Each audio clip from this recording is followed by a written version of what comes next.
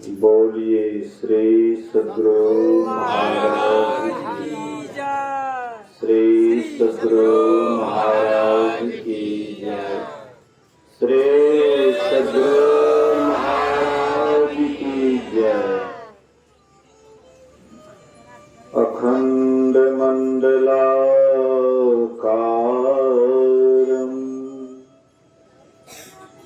व्याप्तं येन चराचरं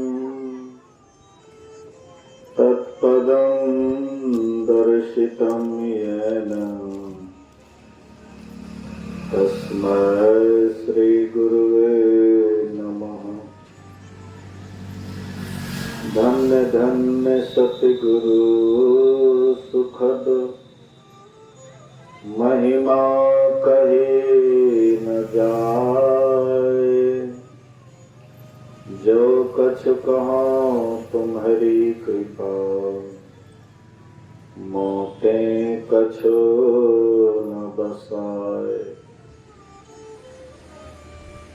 सर्वत्र सर्वदा वर्तमान सद्गुरु महाराज जी के पावन चरणों में कोटि कोटि नमन। उपस्थित गुरुजन, धर्म प्रेमी सत्संगी बंधुओं, पूजनीय माताओं तथा भक्तिमती बहनों,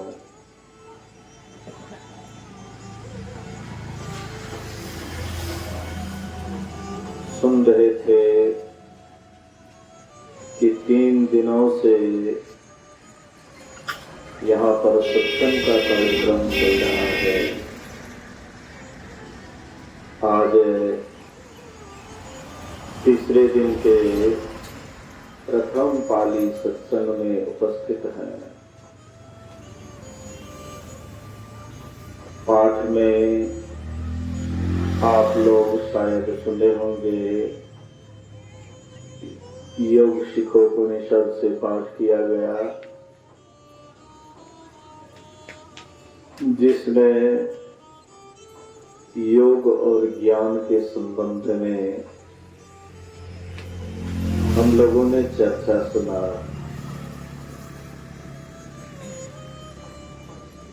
ज्ञान किसे कहते हैं? ज्ञान का साधारण अर्थ होता है जानना। क्या जानना?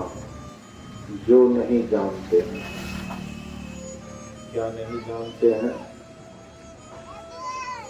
गोस्वामी तुलसीदास जी महाराज कहते हैं, माया ईश न आप कहाँ, जान कहिए सो जीव, बंध मोक्ष प्रद सर्व पर, माया प्रेरक शिव।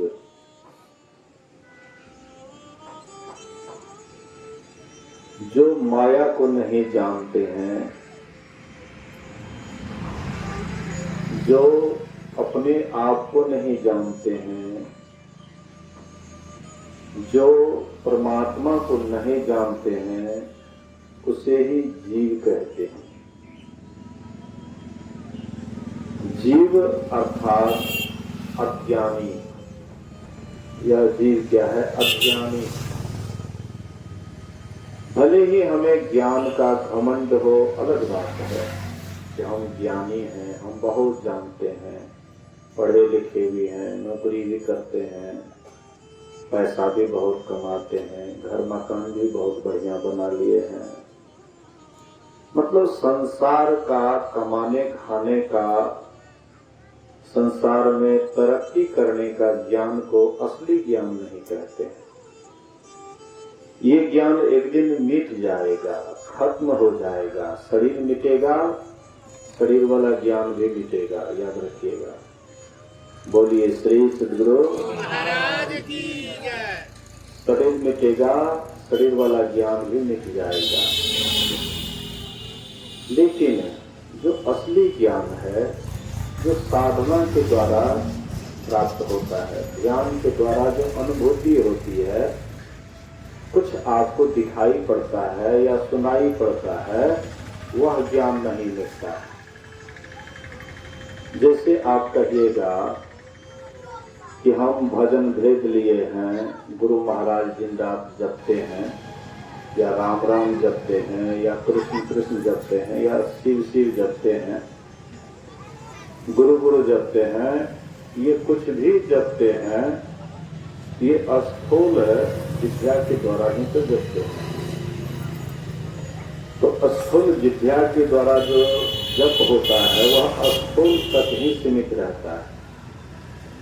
सूक्ष्म में जाने के लिए जब तक सूक्ष्म ध्यान नहीं करिएगा और जब तक सूक्ष्म अनुभूति नहीं होगी तब तक आपको कहिएगा कि मतलब हमारा उद्धार हो जाएगा या कल्याण हो जाएगा।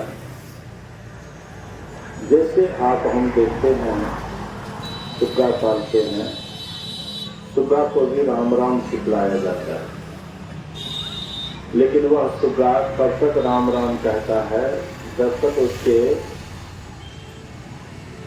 जीवन पर कोई घटना नहीं घटती है तब तक राम राम कहता है। जब जीवन में घटना घटती है, अचानक अगर बिल्ली के मुंह में वह चला जाए, जब बिल्ली उसको दौड़ने लगे तो उस समय में वह राम राम नहीं कह पाएगा, सीधा टैं करना शुरू कर देंगे। उस समय राम राम भूल जाएंगे, सीताराम राधे श्याम भूल जाएंगे। बस बिल्कुल हम आप भी अगर इतना ही केवल करने के लिए जानते हैं राम राम शिव शिव या गुरु गुरु, तो समझ जाइए कि अंत में जब यमराज के पल्ले में पड़ेंगे, अंत में मृत्यु होगी और शरीर से एकाएक चेतन को खींचा जाएगा, तो उस समय में आप भूल जाइएगा, क्योंकि गहरा में आप प्रवेश नहीं किए हैं, भीतर प्रवेश नहीं किए हैं, इसलिए उस समय में आप भूल जाइएगा। इसलिए कहा गया है ना, जन्म जन्म मुनि जतन कराहे अंत राम मुख आवत नहीं। जन्म जन्म मुनि जतन करते हैं, खूब भगवान का नाम लेते हैं, लेकिन अंत समय में उसको राम नाम याद नहीं आता है। क्यों नहीं याद आता है? स्थूल जब स्थूल तक सीमित रहता है। हाँ, अगर आप सदगुरु से सदयुक्ति जान करके साधना में कुछ ऊपर चढ़ गए हैं, ऊपर के तरफ आरोहण हो गया है, स्थूल शरीर से सूक्ष्म शरीर में चले गए हैं, तब आपके स्थूल शरीर में भी कोई दिक्कत होगा तो आपको नहीं बुझाएगा, क्योंकि आप स्थूल शरीर से ऊपर उठ गए। संतमत आपको क्या बतलाता है कि स्थूल में ही लिपट करके रहिए। संतमत का ज्ञान आपको ये नहीं कहता है कि स्थूल में लिपट करके रहिए। गुरु महाराज जी के प्रवचन में मैंने पढ़ा, कहते हैं जो अपने ख्याल को, अपने सूरत को अंधकार में ही उजड़ा करके रखते हैं, तो वह भजन भेद लेने के बाद भी वह निगुरा ही है। जो अपने ख्याल को अंधकार में ही लगा करके रखते हैं, तो वह भजन भेद लेने पर भी असल में वह सगुरा नहीं, निगुरा ही कहा जाए। गुरु महाराज जी हम लोगों को क्या बोले? भजन भेद ले करके या यही अंधकार में ही रहिए, अंधकार से ऊपर उठने के लिए मिला है। लेकिन जब तक आप बढ़िया से ध्यान नहीं करिएगा, हाँ, एक मन में संतोष होता है, चलो भजन भेद तो ले लिए है ना, संतोष होता है कि भक्ति का बीज पड़ गया है ना। इस संतोष से हम लोग जी रहे हैं, समय काट रहे हैं, लेकिन गहराई में कब जाइएगा? मान लिए कि आपके अंदर भक्ति का बीज पड़ गया, शरीर आपका अभी दुरुस्त है, स्वस्थ है, तो आप ताल कब के लिए ले रहे हैं? ताल बहाना आप काहे कर रहे हैं? क्यों समय को टाल रहे हैं कि अच्छा आज नहीं कल करूंगा? ये जो टालने का नियम है ये आज से ही नहीं है, बहाना बनाना आज से नहीं, पहले से ही ये हम लोग बहाना बनाते आ रहे हैं, इसीलिए अभी तक भव सागर में रहे। हाँ हैं। अगर बहाना नहीं बनाते तो संघ के साथी सब पार उतर गए, हम ही रहलो मझधार, मझधार मेरे सजदे। हमारे संघ के साथी सब पार उतर गए। कबीर साहब, नानक साहब, दादू दयाल, पलटू साहब सब तो एक ही बार आए थे सृष्टि में। गुरु महाराज, बाबा साहब, जितने भी महापुरुष हुए एक ही बार में आए। परमात्मा में मौज हुई, जैसे मौज हुई तो कंपन हुआ। कंपन का सहचर शब्द है न, जैसे मेरा हाथ हिलता है, कंपन, हिलना।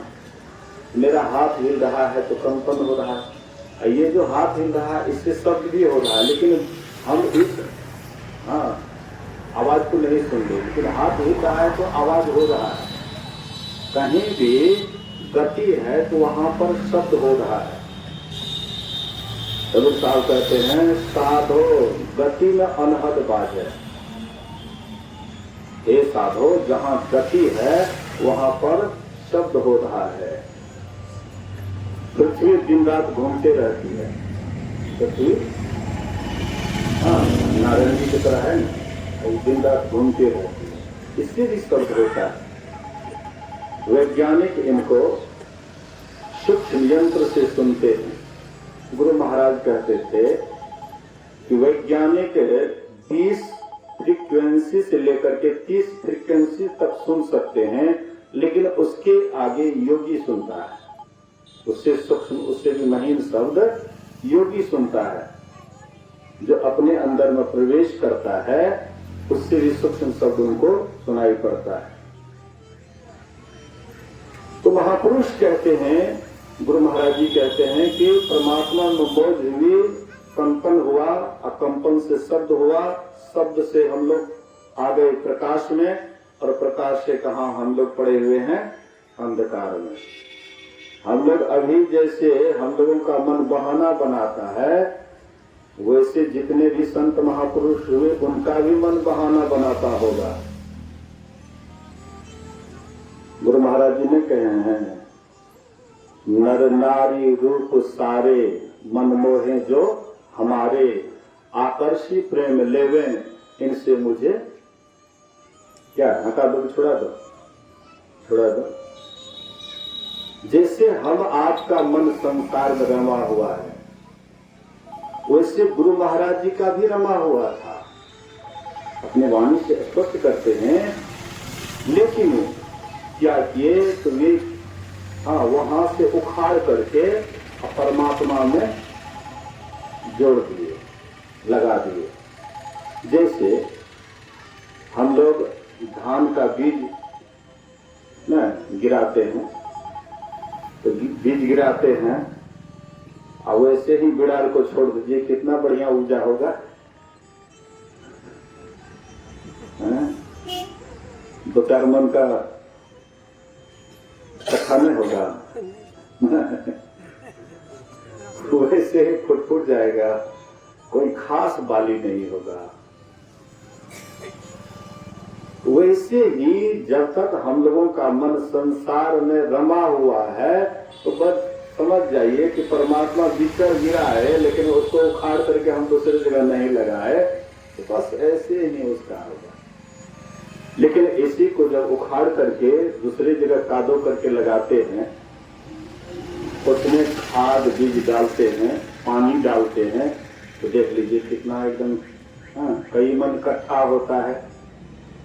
आजकल लोग हाइब्रिड का इस्तेमाल करते हैं, ज्यादा से ज्यादा, और 2 मन, 3 मन, 4 मन, 5-5 मन इकट्ठा लोग धान लेते हैं। जहां पर जितना बढ़िया जमीन है, मेहनत है, उतना उपजा करते हैं।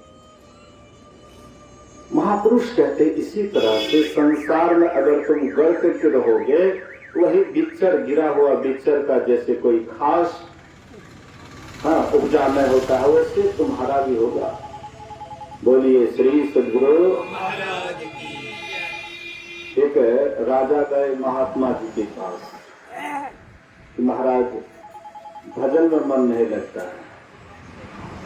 हम लोगों में से बहुत कम लोग हैं जो प्रश्न करते हैं कि बाबा ध्यान में मन नहीं लागे छे। नहीं तो संसारीय बात लेकर के आता है, बाबा एना भागले ओना भागले। महर्षि शाही स्वामी महाराज कभी कभी कहते थे कि लोग मेरे पास बहुत शिकायत लेकर के आते हैं, बेटी की शादी नहीं हो रही है, मुकदमा में जीत नहीं हो रहा है, हाँ ऐसे नहीं हो रहा है, वैसे नहीं हो रहा है, शरीर में रोग हो गया है, बड़ा कष्ट हो रहा है, आदि आदि बहुत सारे प्रश्न लेकर के आते हैं। लेकिन बहुत कम नाम मात्र लोग हैं जो कहने आते हैं कि मेरा मन भजन में नहीं लगता है, मेरा मन ध्यान में नहीं लगता। क्यों नहीं लगता है? देखिए, जिस बात पर हम विचार करते हैं मन उस ओर लगता है। विचारा हुआ ज्ञान ठहराव होता है। तो जिस बात पर आज तक हम विचार किए वह ज्ञान हमारे अंदर में ठहरा, गहराई में गया, और जिस पर हम विचार नहीं किए वह ज्ञान नहीं ठहरा। ज्ञान भजन पर भी जो विचार करते हैं, चिंतन करते हैं, सोचते हैं, उसका मन धीरे धीरे परमात्मा में लगने लग जाता है। स्वभाव है मन का, जिसका आप चिंतन कीजिएगा तो वहीं पर ही लगेगा, जिसका मनन कीजिएगा उधर ही लगेगा। स्वभाव मन का है। तो राजा साहब भी गए महात्मा जी के पास, कहते हैं हजूर ध्यान में मन नहीं लगता है, कोई उपाय बताइए। तो महात्मा जी बोले कि कल आना। कल आना? हाँ बता दूंगा। तो महात्मा जी भी, हाँ हम आपके जैसे साधारण बने हुए थे। गए तो देखते हैं बिचर एक एक फुचा उखाड़ते थे, बगल में कादो था वहां पर रोकते थे, राजा को कुछ नहीं बोलते थे। एक एक संत महापुरुष सोचते हैं कि थ्योरी ज्ञान से काम नहीं चलेगा तो प्रैक्टिकली दिखा देते हैं। मैं बहुत बार सूच्याचार पर बोलता हूं, लेकिन बहुत कम सत्संगी हैं इसको ग्रहण करते हैं। नहीं तो सूच्याचार को बहुत आदमी ध्यान नहीं देते।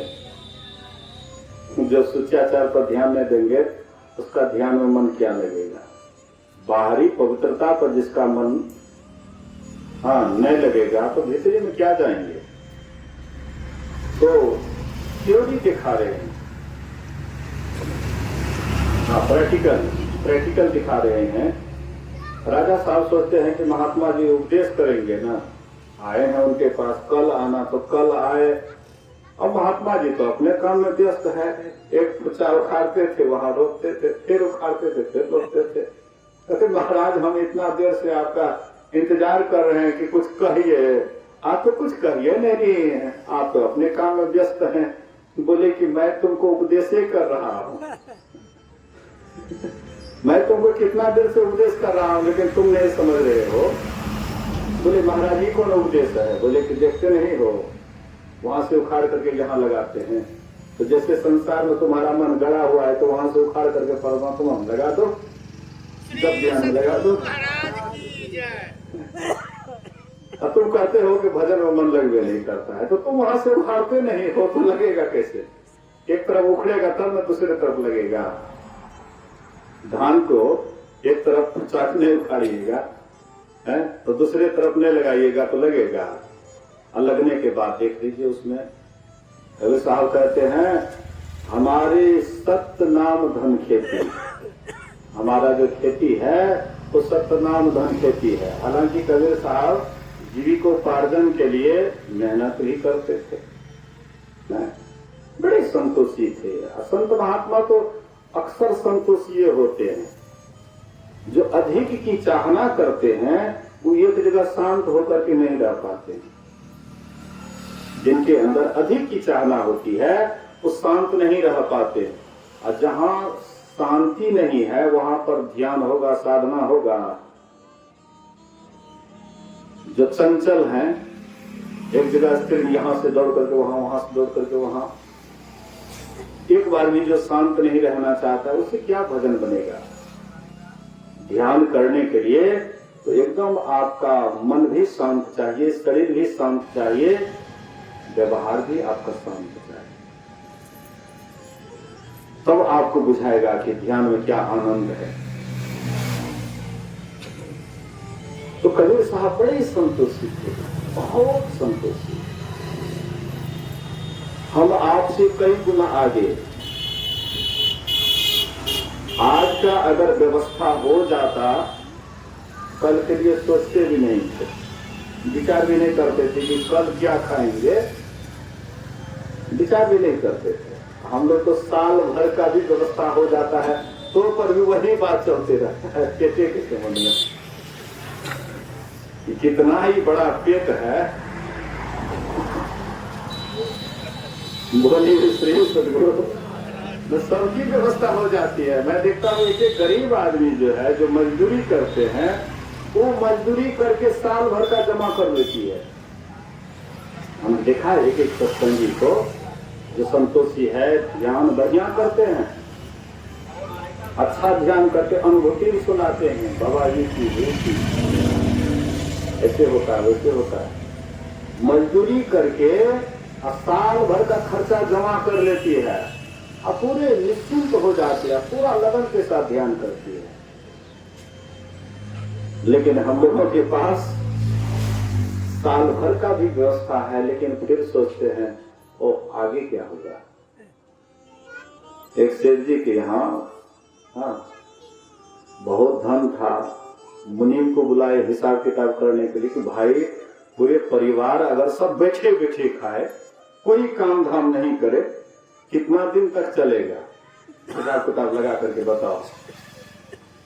मुनीम उसका हिसाब किताब लगाने लगे, बोले कि 10 पीढ़ी तक जो है बिना काम किए आराम से बैठ करके खाएंगे, कोई काम नहीं भी करेंगे, 10 पीढ़ी तक आराम से खाएंगे। सेठ जी रोने लग जाते हैं, आंख से आंसू गिरने लग जाता है। कहते क्या हुआ सेठ जी? कहते 11वां पीढ़ी क्या खाएगा? 11वां पीढ़ी क्या खाएगा जी?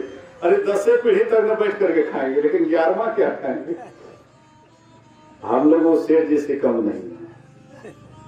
उदाहरण हम लोग अपने ऊपर सेट करें कि उस सेठ से हम लोग कम नहीं है। सारी व्यवस्था होने पर भी हमारे अंदर में हाय हाय लगा रहता है। ये जब तक हाय हाय लगा रहेगा तब तक भजन में मन लगेगा, बैठिएगा ध्यान पर तो वही बात याद आएंगे जिस पर आप बराबर चिंतन करते हैं, विचार करते हैं। हाय पेट की हाय पेट, यही बात आपको याद आएंगे, भजन नहीं होगा। भजन करने के लिए आपको परम संतोषी बनना पड़ेगा। मैं आपको ये नहीं कहता हूं कि आज दिन से आप काम धाम करना छोड़ दीजिए, मैं आपको आलसी नहीं बनाता हूं। संत महापुरुष आलसी नहीं बनाते, ये कर्मठ बनाते हैं। ये नहीं कहते हाथ पर हाथ दे करके बैठे रहो अब भगवान ही तुम्हारे मुंह में कौर दे देंगे, ऐसा नहीं कहते। मेहनत करो, लेकिन मन में ये बात बैठा करके मत रखो कि इतना हो जाए उतना हो जाए, ऐसे कर लेंगे वैसे कर लेंगे। ये जो जितनी भी बात आप तुम सोच रहे हो, यही तुम्हारे भजन में बाधा है। करना सब कुछ, लेना न कुछ भी, बाना झाखर झुरों का, करो सब कुछ। शरीर से मेहनत करने से शरीर थकता है और भजन में मन लगता है, और जो मन से थकता है उसका मन भजन में नहीं लगता है, याद रखिएगा। किसान के लिए और सुलभ है ध्यान, किसान आदमी के लिए बहुत सुलभ है। कुदाली चलाता है, पसनी चलाता है, या कोई मेहनत करता है, गप सप करने वाले से कहीं बेहतर है, लेकिन उसका मन भजन में लगे तब। गुरु महाराज जी कभी कभी अपना हाथ दिखाते थे, देखो मेरे हाथ में ठेला दिखाते थे। कहते देखो मैंने कितना परिश्रम किया, कितना मेहनत किया। मैंने बैठे संतमत का अन्न नहीं खाया, हमने मेहनत किया, बहुत हमने खुरपी चलाया, बहुत हमने कुदाली चलाया, कुछ वर्षों तक बच्चे को भी पढ़ाया, मेहनत किया। अभी मैं वृद्ध हो गया हूं, मेरे सत्संगी मेरे बाल बच्चे हैं, मैं उसका बाप हूं, ये कमाता है और मैं खाता हूं। गुरु महाराज के प्रवचन बिल्कुल ऐसे हैं। तो बोले युवा अवस्था में हमने बहुत मेहनत किया है।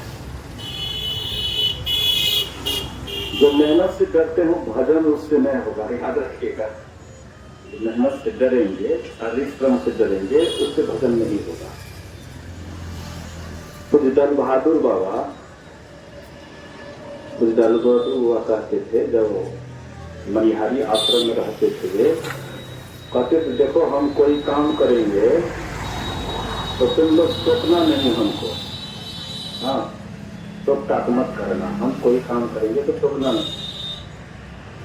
बड़का बड़का बाल्टी में पानी भरते थे, गंगा जी से उठा उठा करके उधर वृक्ष में, तो क्या कहते हैं तो हाँ साग सब्जी में उठा उठा करके डालते थे। मेहनत मतलब बढ़िया करते थे, कहते थे टोकना नहीं, तो में पूर्ति हो जाएगी। हेलो, बोलिए श्री सद्गुरु महाराज छोड़ रहे हैं ये। हेलो, वहाँ पर एम्पलीफायर भी कह रहा है कि हम बोल रहे हैं ना, एम्पलीफायर कह रहा है, यहाँ पर कोई गड़बड़ी नहीं है। एम्पलीफायर कह रहा है कि हम बोल रहे हैं। वहाँ पर बल्ब जो अपडाउन कर रहा है ना, वो कह रहा है कि हम बोल रहे हैं। वो भरने वाला तार में कहीं पर गड़बड़ी है, हॉर्न वाला तार को ठीक कीजिए। हॉर्न वाला तार छोड़ रहा है, यहाँ तक सब कुछ ठीक है।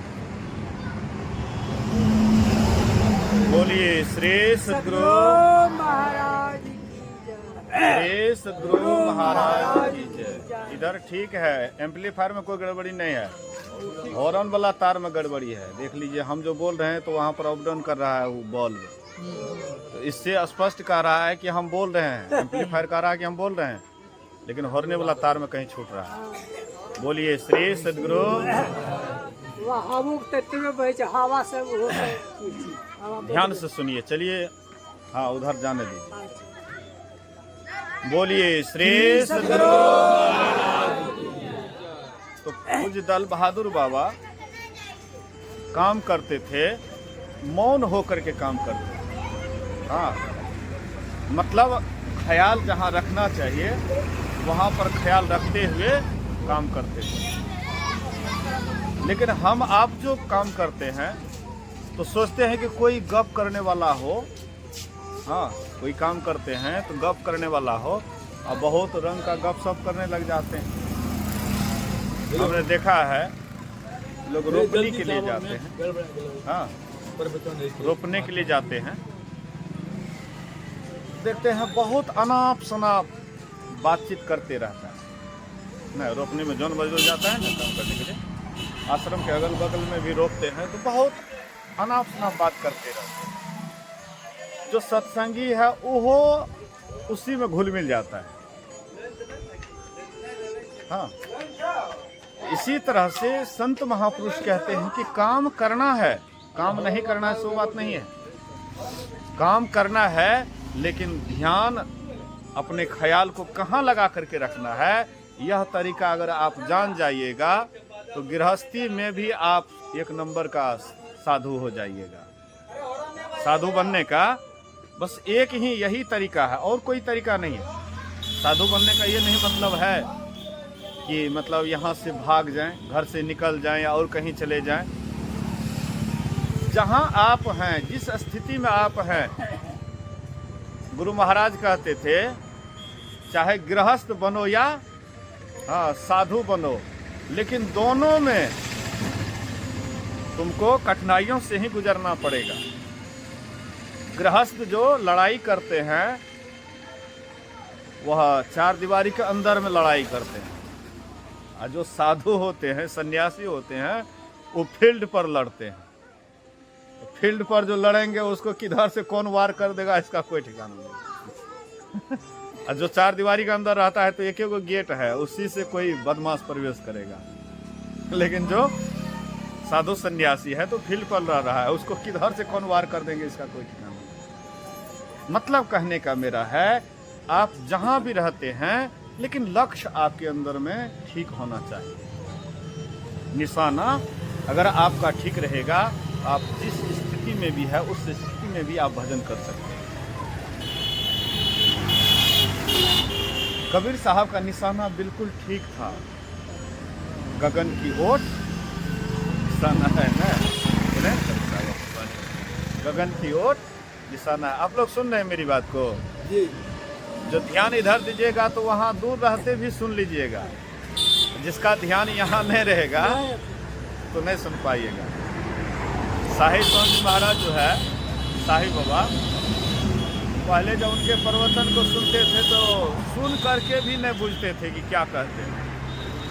अब बाद में सुनते सुनते इतना अभ्यस्त हो गए कि मुंह टपर टपर देख लेते थे ना, टपर टपर क्या बोलते हैं, पकड़ लेते, यही बात बोल रहे। वही बात है, ध्यान अगर ख्याल आपका बढ़िया से रहेगा तो सुनिएगा। तो मेरे कहने का ये है, कबीर साहब कहते हैं गगन की ओट निशाना है, दाहिने सूर्य चंद्रमा बाएं और तिनके बीच छिपाना है। दाहिने, हाँ, दायां क्या है, सूर्य है, और बायां क्या है, चंद्रमा है, उसी के बीच में रहस्य छिपा हुआ है। सारा रहस्य पौल वहीं पर खुलेगा। जब ये दोनों का मिलन होगा, गंगा और जमुना दोनों का मिलन होगा, तब असली रहस्य खुलेगा और असली ज्ञान भी तब होगा।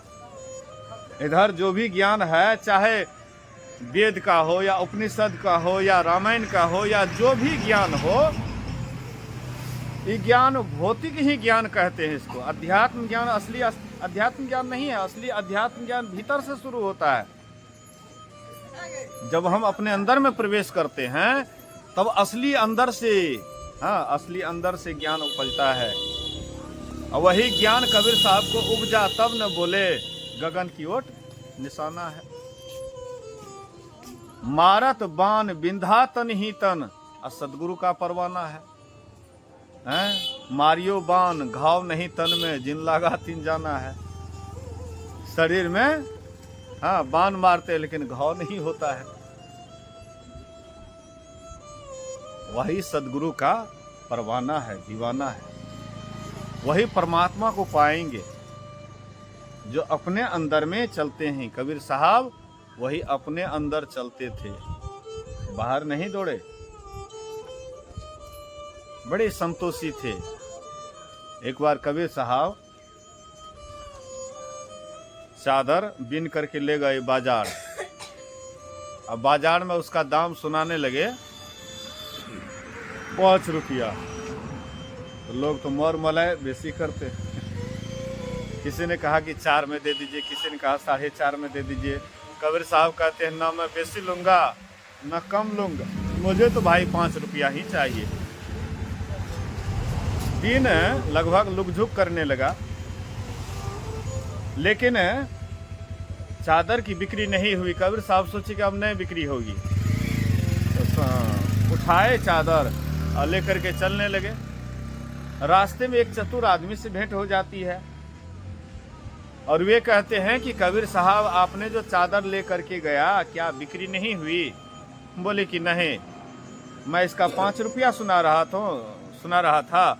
किसी ने कहा 4, 4.5, लेकिन मैंने कहा कि 5 से हाँ कम नहीं देंगे।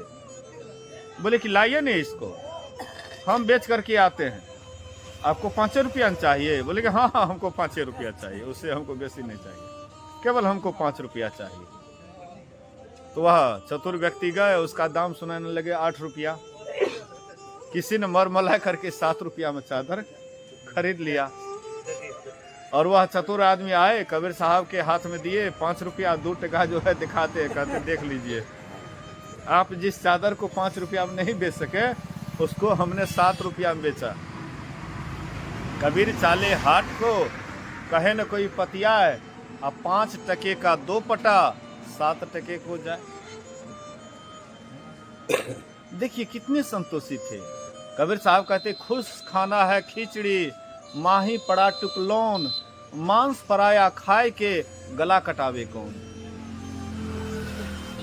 खुश खाना है खिचड़ी, मतलब जो भी रूखा सूखा हो वह खा करके एकदम पूरा संतोष पूर्वक एकदम बैठ जाइए ध्यान में। दूसरे की खोआ मलाई को देख करके मुंह को मत ललचाइए।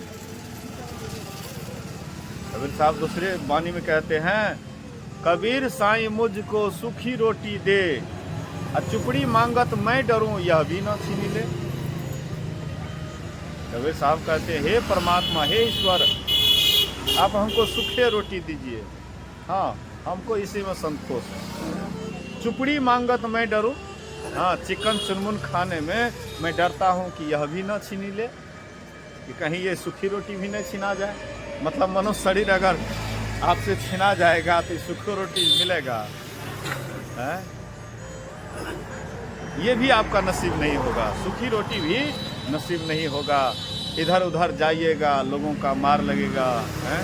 कोई मारेंगे, कोई पीटेंगे, लेकिन मनुष्य शरीर में है, हाँ चाहे गरीब से गरीब ही क्यों नहीं बन के हैं, लेकिन कम से कम मनुष्य है, तो मनुष्य हैं तो स्वतंत्र हैं। इसलिए संत महापुरुष कहते हैं कि हम भी स्वतंत्र हैं, लेकिन स्वतंत्रता भजन करने के लिए होना चाहिए। बोलिए श्री सद्गुरु महाराज की जय। स्वतंत्रता भजन करने के लिए होना चाहिए, स्वतंत्र रहना चाहिए। स्वतंत्र हाँ नहीं रहेंगे तो भजन नहीं होगा। भक्ति स्वतंत्र सकल सुख खानी, बिनु सत्संग न पावहि प्राणी। इतनी जरूर स्वतंत्रता होनी चाहिए कि समय समय पर ध्यान करें, हाँ समय समय पर सत्संग करें, इतनी जरूर स्वतंत्रता होनी चाहिए। जब पूरा का पूरा अगर आप गुलाम बन जाइएगा, पूरा का पूरा हाँ जो गुलाम होता है उससे भजन नहीं हो पाता है। इसलिए जिस स्थिति में हैं, जहाँ भी हैं, एकदम खुश रहिए, प्रसन्न रहिए, आनंदित रहिए, सदा आनंद में रहिए। दुख आए तब भी आनंद, सुख आए तब भी आनंद। हाँ जिसको सुख में भी दुख में भी आनंद ही आनंद है, तो फिर वे आराम से ध्यान कर सकते हैं, साधना कर सकते हैं, उसी से ध्यान होगा। इसलिए हम आपको एकदम आनंद में रहना चाहिए। शरीर में कष्ट होता है, लेकिन मन को सदा स्वस्थ रखना चाहिए। रामकृष्ण परमहंस जी महाराज को गले का कैंसर हो गया था ना, गले का कैंसर हो गया था, लेकिन फिर भी भजन में आनंद रहते थे, आनंदित रहते थे। भगवान बुद्ध को भी 35 का रोग हो गया था, और जिस समय वे रोगी थे उस समय में इंद्र आए, इंद्रासन छोड़ करके बुद्ध की सेवा के लिए, और बड़ी प्रेम से बहुत श्रद्धा के साथ उसकी सेवा करते थे। शौच लघु शंका को बड़ा मतलब जो है श्रद्धा के साथ, घृणा के साथ नहीं, बड़ी श्रद्धा के साथ उसको उठा करके बड़ा प्रेम से बर्तन में करके उसको ले जाते थे कपाल पर, तब उसको फेंकते थे। बाद में जब ये स्वस्थ हो गए, भगवान बुद्ध जब स्वस्थ हो गए, तो आनंद पूछते हैं कि भगवान भलते इंद्र तो बहुत बढ़ चढ़ करके सेवा की आपकी, ऐसा सेवा शायद ही किसी ने किया हो, बहुत बढ़ चढ़ करके सेवा किया। भगवान बुद्ध कहते हैं कि ऐसे सेवा नहीं किया, हम उनके उपकारक हैं, हम उनका उपकार किए हैं। बोले कि आपने उसका क्या उपकार किया है? बोले कि वह बूढ़ा हो गया था, बूढ़ा हो गया था और मेरे पास गिड़गिड़ाया, अनुनय विनय किया, मैं अपने योग शक्ति से उसको जवान बना दिया, हाँ युवा अवस्था कर दिया। वही उपकार उनके अंदर में जो था, इसीलिए वह भेष बदल करके आया, और जब तक मैं स्वस्थ नहीं हुआ तब तक हमारी सेवा की। तो गुरु महाराज कहते थे कि उपकारक की सेवा करनी चाहिए। जो आपका उपकार करता है उसका कभी अपकार नहीं करना चाहिए, उसकी सेवा करना चाहिए। परमात्मा सबसे बड़े उपकार। इधर साधु महात्मा या माता पिता या जो भी आपसे गुरुजन हैं, जो आपका उपकार किया है, उसको तो भूलना ही नहीं चाहिए। संसार में अगर भूल जाइएगा तो परमात्मा को भी आप भूल सकते हैं। तो उपकार किसी का भी नहीं भूलना चाहिए, और खास करके परमात्मा बहुत बड़े उपकारक हैं, इसलिए उनको बिल्कुल नहीं भूलना चाहिए। हर हमेशा उपकार के बदले हम उसको क्या दे सकते हैं? उनको हम क्या दे सकते हैं? हमारे पास में क्या है उनको देंगे? जो भी है उन्हीं का है, तो उन्हीं का जो है उसी को समर्पित कर दीजिए। तन को समर्पित कर दीजिए, मन को समर्पित कर दीजिए, आत्मा को समर्पित कर दीजिए। यही उनकी सर्वश्रेष्ठ सेवा है। परमात्मा की सेवा। भगवान कृष्ण कहते हैं अर्जुन से, हे अर्जुन, सभी धर्मों को छोड़ करके मेरी शरण में आ जा, मैं तुम्हें सदा के लिए मुक्त कर दूंगा। मैं तुम्हें सदा के लिए मुक्त कर दूंगा। और जबकि अर्जुन भगवान कृष्ण के इतने अनन्य भक्त थे, इतना समर्पित थे कि भगवान कृष्ण अगर 12 बजे दिन को कहते 12 रात बज रहा है, तो एक बार भी अर्जुन तर्क नहीं करते। जब महाभारत की लड़ाई समाप्त हो गई तो सब दिन कहते थे, हाँ, सब दिन कहते थे, अपना उतरते थे, उसके बाद जो है अर्जुन को कहते थे उतरने के लिए। साथी का एक नियम है, सिस्टम है, पहले अपना उतरते, उसके बाद उसको कहते उतरने के लिए। लेकिन उस दिन पहले बोले अर्जुन को उतरने के लिए। अर्जुन को हुआ आज हम कह रहे हैं भगवान वो पहले उतरने के लिए हैं, आज पहले करें, लेकिन आज्ञा का पालन किए, उतर गए। उसके बाद भगवान कृष्ण जब उतरे, रथ में तुरंत आग लगती है, सब जल करके राख हो जाता है। हाँ, पूरा रथ जल करके हाँ स्वाहा हो जाता है। तो भगवान कृष्ण जानते थे कि अर्जुन इसको बर्दाश्त नहीं कर पाएगा, लेकिन भगवान उसको बर्दाश्त करते थे। हाँ, ऐसे ही परमात्मा हम लोगों के बहुत बड़े उपकारक हैं। केवल शरीर से ही समर्पण नहीं होता है, तन से भी समर्पण, मन से भी। अर्जुन तन मन से समर्पण में थे, लेकिन आत्मा से समर्पण नहीं थे। अगर होते तो भगवान कृष्ण नहीं कहते कि सभी धर्मों को छोड़कर के मेरी शरण में आ जा। सभी धर्म कब छूटेगा? जब आप अपने अंदर में नहीं जाएंगे। गुरु महाराज कहते हैं, यही मानुष देह समैया में अकरु परमेश्वर में प्यार, अकर्म धर्म को जला खाक कर देंगे तुमको तार। तो कर्म करेंगे तो धर्म बनेगा, धर्म में भी पुण्य या पाप बनेगा। अच्छा खराब दोनों कर्म होता है तो धर्म बनेगा। लेकिन इससे भी ऊपर उठने के लिए गुरु महाराज कहते थे कि अपने निशाना अपने अंदर में लगा करके रखोगे तो कर्म का लेप नहीं चढ़ेगा, कर्म का बंधन नहीं होगा। अगर अपने अंदर में निशाना बना करके रखो तो काम कीजिए सब संसार का, लेकिन अपने अंदर में निशाना लगा करके रखिए। अगर निशाना बना करके रखिएगा, कर्म कीजिएगा, कर्म का लेप नहीं चढ़ेगा और हम आप इस कर्म बंधन से ऊपर उठ जाएंगे। और जब तक अंदर में लक्ष्य नहीं बनेगा तब तक धीरे धीरे बंधनदायक ही होगा। न कर्म जो है धीरे धीरे बंधनदायक होगा। इसलिए कर्म कीजिए, मन में और भी कोई बात विचार करके नहीं रखिए। कर्म कीजिए निष्कर्मी होकर के, कर्म करते हुए। दादू दयाल जी महाराज कहते हैं कि कर्म करो लेकिन निष्कर्मी होकर के करो, आसक्ति रहित होकर के।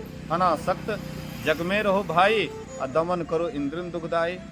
अनासक्त होकर के रहेंगे तभी इंद्रियों का दमन होगा और तभी हम परमात्मा की तरफ जा सकते हैं। तो 10 बजने में केवल 1 मिनट बाकी है। आइए हम लोग आरती की ओर चलते हैं। इधर बाजा भी जवाब दे दिया है, तो बाद में दूसरे वक्त में देखा जाएगा। बोलिए श्री सद्गुरु महाराज।